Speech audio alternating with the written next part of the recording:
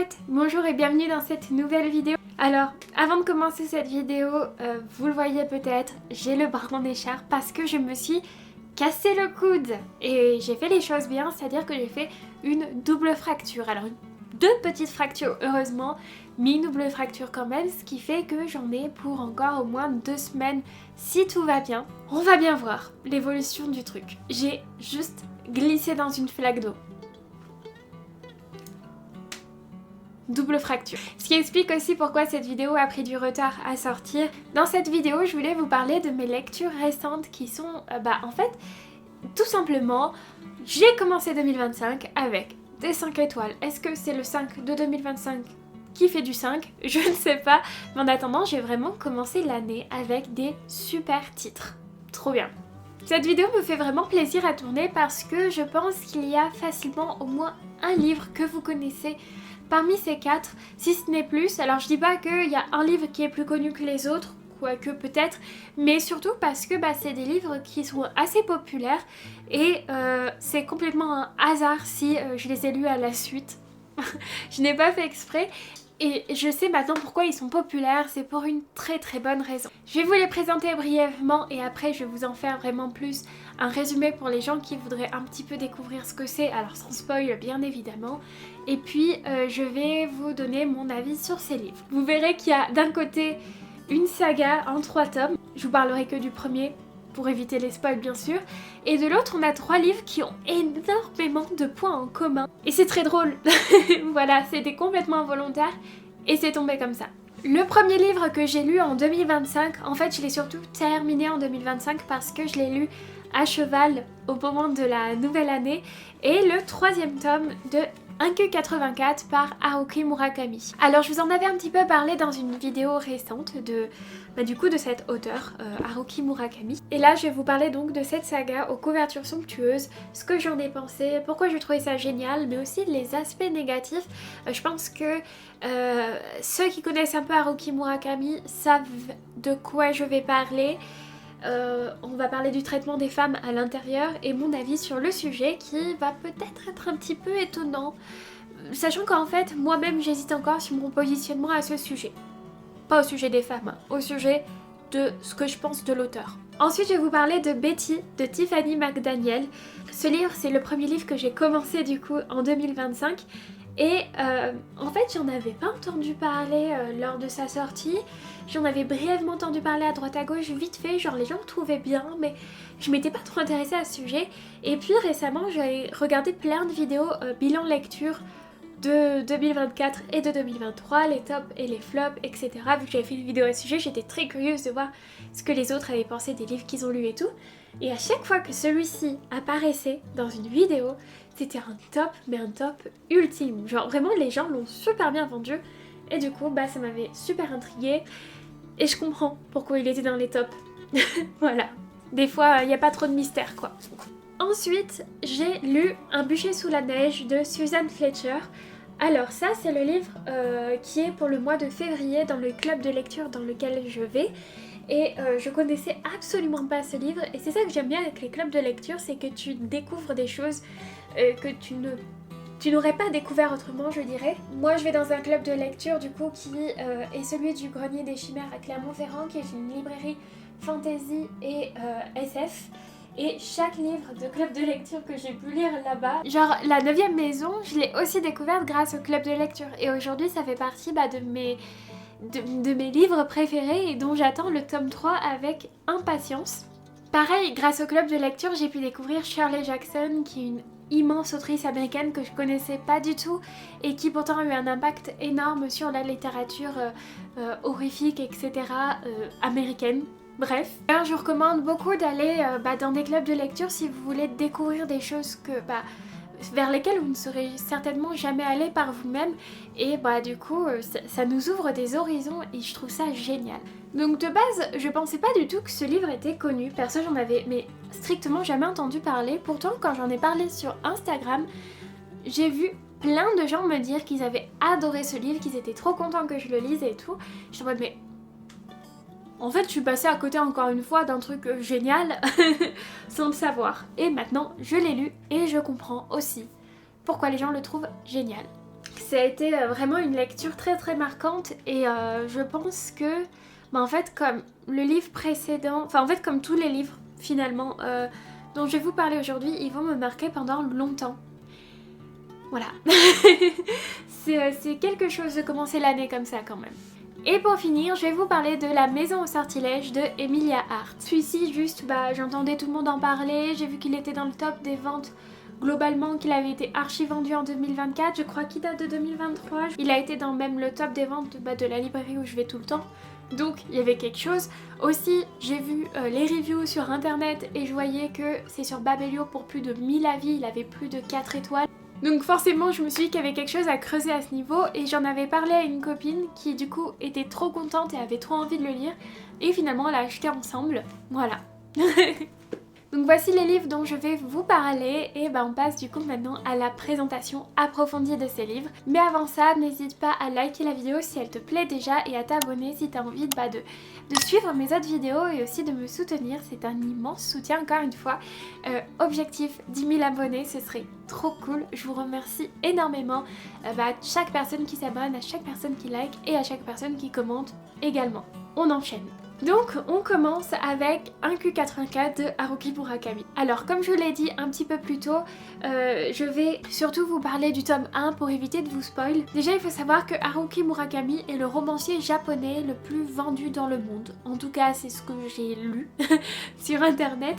Et je pense que c'est important de dire romancier mais pas auteur. Parce que j'imagine bien que l'auteur japonais le plus vendu dans le monde devrait plutôt être Eiichiro Oda, l'auteur de One Piece. Haruki Murakami, si je voulais me tourner vers cet écrit, c'est que j'en entendais beaucoup de choses en mode c'est super étrange, c'est super bien, l'atmosphère a quelque chose de tellement bizarre et moi j'adore les livres bizarres, alors je me suis dit que c'était pour moi. Et puis souvent je passais dans les librairies et je voyais du coup les tranches des livres comme ça et je me disais mais c'est super beau les livres 1Q84. J'hésitais d'ailleurs à commencer entre ça et Kafka sur le rivage et j'ai failli prendre Kafka sur le rivage tout simplement parce que je me disais que si la trilogie me plaisait pas, il y avait beaucoup plus à lire dans une trilogie que dans un seul tome qui s'appelle Kafka sur le rivage. Puis je me suis dit si jamais t'achètes que le premier tome, s'il te plaît pas, t'es pas obligé de continuer. C'est ce que j'ai fait et finalement je l'ai vraiment dévoré mais super rapidement. La saga je l'ai bouffée hyper vite, genre je crois que ça m'est jamais arrivé à ce point. Et en fait je pense que ça faisait longtemps que j'avais pas eu des livres qui m'avaient plu à ce point, dans le sens où quand j'étais pas en train de lire le livre, je pensais activement au livre. Genre j'étais en mode j'ai envie de lire, j'ai envie de savoir ce qui se passe, etc. Donc l'histoire c'est celle de Tengo et Aomame. On a donc deux protagonistes avec un chapitre par protagoniste en alternance. Aomame c'est une enseignante dans une salle de sport de luxe et à côté de ça elle assassine des hommes qui ont fait du mal à des femmes, genre un mari violent. Elle le fait pour le compte d'une de ses élèves, une vieille femme très riche qui du coup à côté a un centre d'accueil pour les femmes qui ont subi des violences conjugales. De l'autre côté on a Tengo qui est un homme qui sait à peu près tout faire ou presque, c'est-à-dire qu'il est auteur, pas publié encore et ça je vais revenir dessus, il est prof de maths et il est sportif. Parfait, genre parfait. Et en fait Tengo enseigne les maths mais à côté travaille avec un éditeur.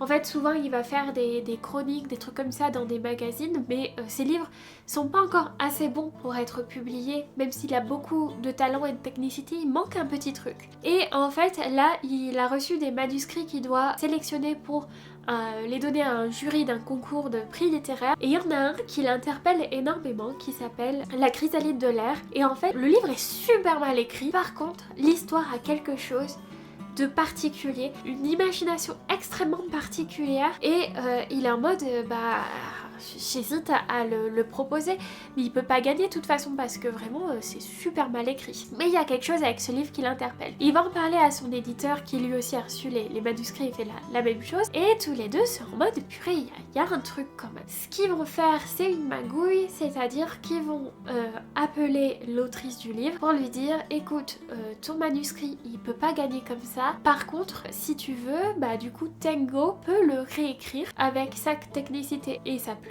Tu seras toujours l'autrice du livre mais par contre voilà tout le livre va être remanié pour qu'il puisse gagner le concours. L'autrice qui est Fukaeri accepte, l'autrice qui est Fukaeri accepte. L'autrice qui s'appelle Fukaeri accepte. Mais il faut savoir que cette fille, elle a 17 ans, je crois, au début du livre, est super étrange, elle a une manière de s'exprimer hyper bizarre et surtout, en fait, pour elle, ce qu'elle a écrit n'est pas de la fiction. Voilà. Donc vous imaginez bien que c'est très étrange, surtout que on parle vraiment d'une œuvre fictive avec des chrysalides dans l'air, des little people, des petits personnages étranges. Et elle dit non, c'est mon quotidien en fait, c'est pas du faux. C'est en mode, comment ça? Bref. Donc là, les choses étranges commencent comme ça pour le personnage de Tengo. Pour le personnage d'Aomame, en fait, alors qu'elle se rend à un endroit pour ôter la vie d'un homme, elle va en gros descendre les escaliers d'une autoroute, grosso modo, pour rejoindre plus rapidement une ligne de train pour l'emmener là où elle doit aller. Et elle sent qu'il y a un truc bizarre qui se passe pendant qu'elle fait ça. Et la première chose qu'elle va remarquer de bizarre, c'est que l'uniforme des policiers ont changé. Et leurs armes aussi. Il faut savoir que elle, vu ce qu'elle fait dans la vie, elle se tient au courant d'absolument tout. C'est genre vraiment trop important pour elle. Et elle se dit, mais ce matin j'en ai vu des gendarmes, des policiers, ils étaient pas du tout habillés comme ça, ils avaient pas du tout ces armes-là. Et donc elle pose la question à des gens qui lui disent, mais ça fait 2 ans que c'est comme ça. Suite à une fusillade mortelle, etc. Et elle est en mode, mais bah non, non, c'est pas possible, enfin qu'est-ce qui se passe? Et tout le monde est formel, elle retrouve les journaux, ils sont formels, et pareil, il y a plein de choses hyper bizarres dans les journaux dont elle a jamais entendu parler, et qui pourtant sont énormes, genre le fait que les États-Unis et la Russie sont en train de construire une base sur la Lune. Et il y a plein de choses bizarres au fur et à mesure, jusqu'à un événement stellaire que je veux pas dire parce que moi j'avais été spoilée, et du coup j'ai pas pu découvrir ce truc comme j'aurais dû le découvrir, mais d'un autre côté c'est vrai que c'est quasiment l'emblème du livre par la suite, donc bref, je peux pas en vouloir à la personne qui me l'a spoilé de me l'avoir spoilé, mais je le ferai pas pour vous si vous connaissez pas le livre. Donc 1Q84, en gros, c'est l'année alternative de 1984, l'année où se passe le livre, et ils vont l'un comme l'autre essayer de comprendre toutes les bizarreries qui leur arrivent et peut-être se réunir aussi à la fin. Alors, mon avis sur ce livre. Déjà, j'ai été subjuguée par la plume. Le monsieur de base, il écrit super bien, mais sa traductrice aussi, parce que je pense que c'est quelque chose de pouvoir accueillir cette plume et la répliquer, donc bravo à vous deux. Voilà, vous verrez jamais cette vidéo, mais bravo. Le côté étrange était vraiment quelque chose de passionnant, ça j'ai tellement adoré. J'ai aimé ces personnages très bizarres, parce qu'en fait, même les personnages principaux sont super étranges. Par contre, comme je vous l'ai dit au début de la vidéo, il y a des choses étranges aussi par rapport aux conditions des femmes dans ce livre. Et apparemment aussi dans les autres livres de Haruki Murakami. Alors pour le coup, je peux pas me prononcer sur les autres livres. J'ai très envie de lire Kafka sur le rivage, mais je sais pas du tout si cette impression va être dupliquée ou quoi. Il y a dans ce livre des scènes qui relatent à la sexualité. Est-ce qu'on peut dire ce mot sur YouTube ? Alors moi je suis facilement mal à l'aise face à ça, donc forcément il y a des mots où ça m'a mis mal à l'aise, mais soit. Par contre, en fait, j'ai été en mode pendant mes 2 livres sur 3 à me dire, mais en fait, l'auteur a un problème avec les poitrines. Genre vraiment. En fait, quand on a le point de vue masculin donc de Tengo, on se rend compte qu'il est incapable de ne pas décrire les personnages féminins sans parler de leur poitrine. Et t'es en mode, mais qui fait ça? C'est trop bizarre. Et en fait, je pensais que c'était l'auteur qui avait un problème avec ça. Et en fait, j'ai compris qu'au bout du 3e tome, que c'est pas l'auteur qui a un problème avec les poitrines, mais le personnage. Parce qu'en fait, petit spoil, dans le 3e tome, on n'a plus 2 narrateurs, mais 3. Et le 3e est masculin et décrit aussi donc des personnages féminins sans jamais parler de leur poitrine. Et j'étais en mode, mais attends. Donc là je préfère son point de vue parce que je le trouve moins dérangeant. C'est lié à quoi? Au fait qu'il ne parle pas des poitrines. Et là j'étais en mode, mais en fait c'est Tengo qui a un problème avec les poitrines. Et oui, en fait l'une des premières choses qu'on apprend sur lui, c'est qu'il a un problème avec les poitrines. Et j'étais en mode, mais je suis trop bête en fait. Il m'a fallu 3 tomes pour le comprendre et à me dire, est-ce que je déteste l'auteur? Non, en fait c'est le personnage qui me dérange. Et en fait c'est hyper justifié ce problème là, en réalité. Bref. Aussi voilà, donc comme il y avait tout ça et puis d'autres choses qui mettaient le corps des femmes un peu trop objectifié, j'ai trouvé par moments, et bah c'était vachement contrebalancé par cette femme qui tue des hommes violents avec leurs femmes, qui se refuge aussi pour femmes, le fait qu'on parle aussi de violence conjugale mais au lit. Il y a plein de sujets comme ça hyper importants sur les femmes qui sont abordés et de manière assez juste j'ai trouvé. Et en fait j'étais en mode attends, soit il est hyper féministe, soit il est hyper misogyne, j'arrive pas à savoir où me placer. Et en fait je pense que le tout c'est de devoir lire un autre livre de l'auteur pour essayer de me fixer quelque part, parce que encore une fois je trouve qu'il s'est grave placé à défendre les femmes et d'un autre côté il les a grave objectifiées. Mais vu que l'objectification semblait être liée à un personnage plutôt qu'à l'auteur, mais en attendant vraiment un Q84 incroyable. Voilà. Ensuite, j'ai lu Betty de Tiffany Magda. Betty, de quoi ça parle? Déjà, il faut savoir que c'est un livre qui a gagné 5 prix et c'est un livre qui parle d'une histoire vraie, qui est l'histoire de la mère de l'autrice, qui est la fameuse Betty. En fait, Betty, elle est à moitié Cherokee. Son père est Cherokee, sa mère est blanche et elle a, je sais jamais le nombre de frères et sœurs, je crois qu'ils sont de base 7 ou 8.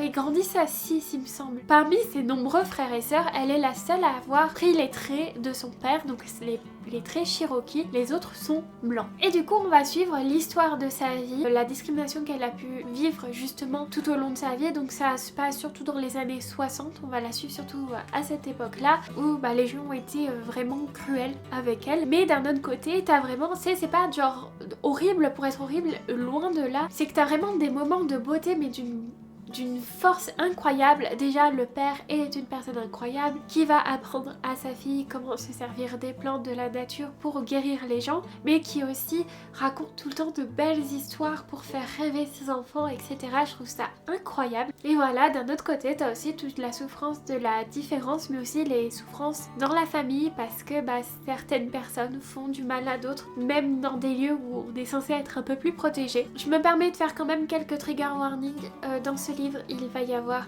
des VSS à l'intérieur de la famille, va y avoir des VSS en dehors de la famille, va y avoir des violences physiques aussi et beaucoup de racisme. Si ce sont des sujets qui sont un peu trop pour vous, peut-être que ce livre n'est pas fait pour vous. Je dirais que c'est pas genre trash pour être trash, au contraire c'est juste une forme de réalité pour voir la réalité. Donc à vous de voir si vous vous sentez ok avec ce genre de sujet ou non.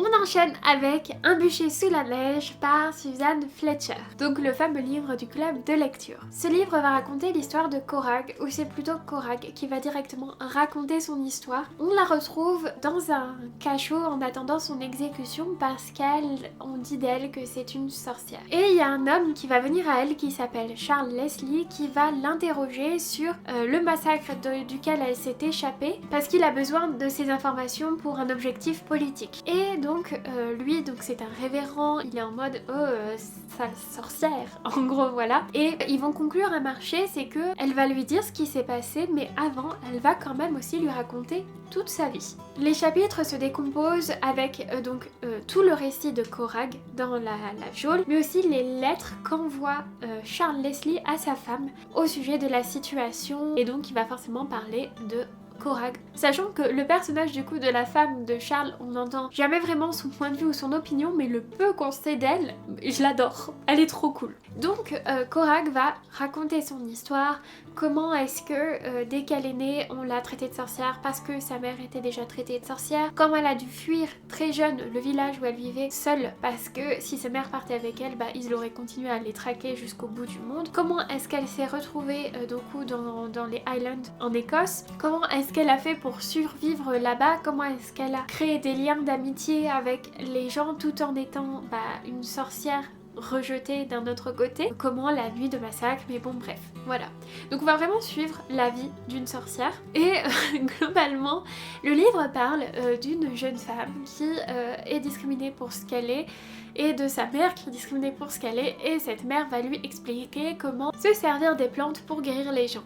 Ce qui est drôle, du coup, c'est que j'ai l'impression d'avoir lu un peu deux fois le même livre par rapport au livre d'avant, mais dans des contextes hyper différents et avec une fin très différente également. C'était beau, j'ai aimé, j'ai envie d'aller dans les Highlands, j'ai envie de voir parce qu'elle voit la beauté de la nature, mais d'une chose où eh bien, je suis quelqu'un de très contemplatif et du coup, quand elle décrit la beauté de tout ça, je vois exactement ce dont elle parle. Genre pour moi, c'est pas tant une découverte de voir ça comme ça l'a été pour certaines personnes quand elles m'ont parlé de ce livre. Et il faut savoir que du coup, c'est une histoire qui se veut réelle parce que Corag n'est absolument pas une sorcière. Il n'y a pas une once de magie dans ce livre, juste elle connaît les plantes et elle sait guérir les gens.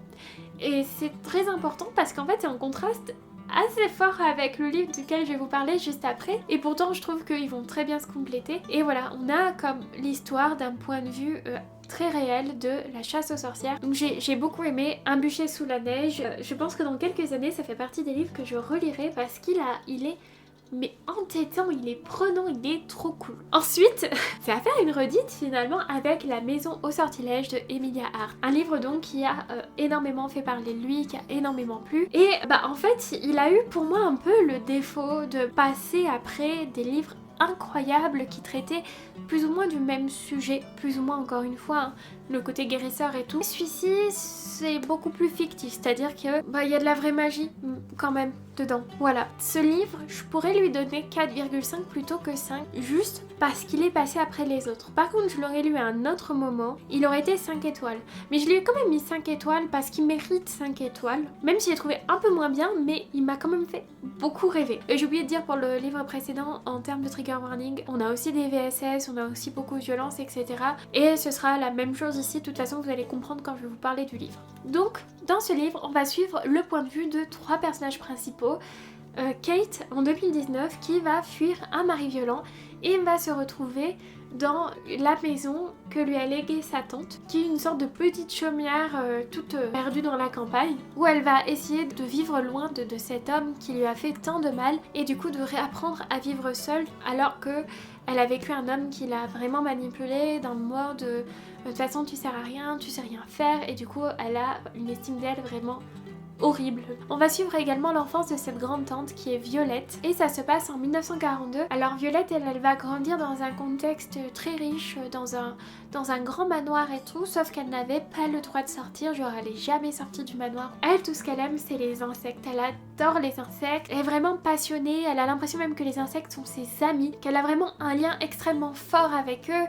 Elle sait pas trop pourquoi, mais c'est vraiment, elle veut être entomologiste, elle a envie de parcourir le monde, d'être une érudite, et voilà, c'est vraiment sa passion. Pourtant, son père est un homme très très misogyne, et pour lui, elle est qu'une femme qui doit rester à la maison et bonne à marier en gros, et elle a des rêves incroyables plein la tête. Et on va suivre aussi Alta en 1619, qui, vous allez peut-être rire, mais est dans une sorte de cachot en attendant pendant son procès pour sorcellerie, parce qu'à cause d'elle, un homme serait mort. Tout ça parce que c'est une sorcière et qu'elle était pas loin des lieux du crime. Elle, du coup, la maison, la fameuse maison au sortilège dont je vous parlais au début, c'est vraiment la maison où elle a grandi, c'est sa maison d'enfance. Donc on va suivre l'histoire de ces 3 femmes à 3 époques différentes qui vivent des choses hyper compliquées, qui vont quand même se croiser par des écrits, qui vont en apprendre plus les unes sur les autres. On va vraiment suivre ce livre un peu comme un millefeuille. C'est vraiment, on en apprend sur chacune au fur et à mesure, et chacune vont vivre un petit peu les mêmes choses dans la vie. Chacune vont subir le poids d'un homme violent, d'un homme,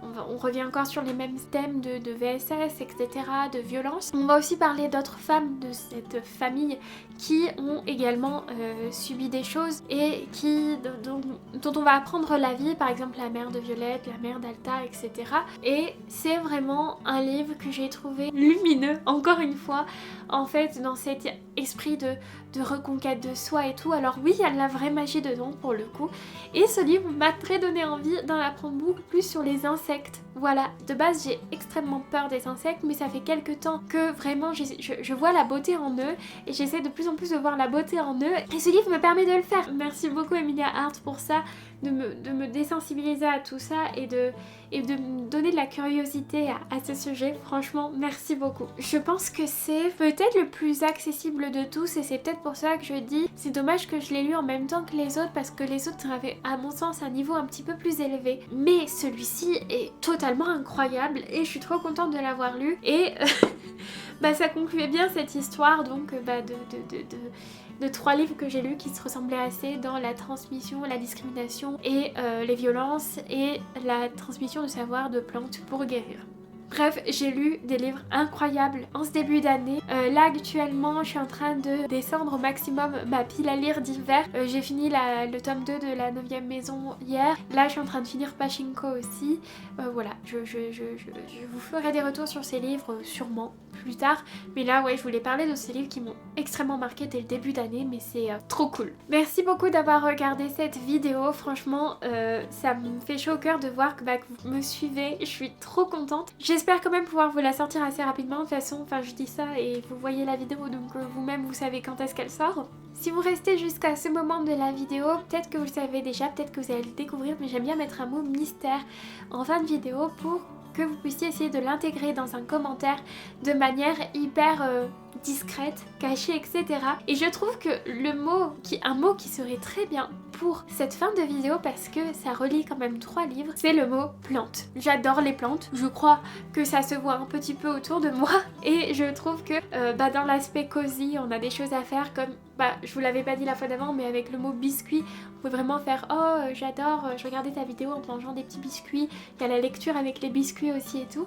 Et là le côté plante, il y a peut-être quelque chose de très très cosy à faire. Je vous embrasse bien fort, merci d'être resté jusqu'à ce moment de la vidéo encore une fois, n'hésite pas à liker, à t'abonner encore une fois, objectif 10 000 abonnés, et à commenter en me disant si du coup t'avais lu un de ces livres, si un de ces livres te donne envie, si tu as des recos par contre dans le même style que les 3 derniers livres que j'ai dévorés, vraiment je les ai succulents dévorés. Je vous embrasse bien fort, bisous de citrouille.